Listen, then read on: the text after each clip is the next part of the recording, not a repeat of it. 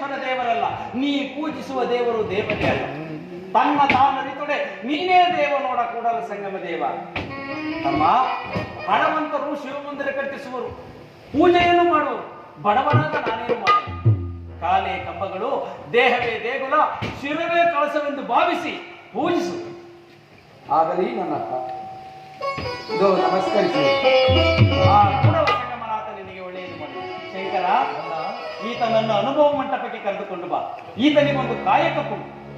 ಆಗಲಿ ಅಣ್ಣ. ನಾನು ರಾಜ್ಯಸಭೆಗೆ ಹೋಗಿ ಬರುತ್ತೇನೆ, ನಿಮ್ಮ ಕಾರ್ಯದಲ್ಲಿ ನೀವು ಮಗ್ನರಾಗಿ. ಆಗಲಿ ಅಣ್ಣ.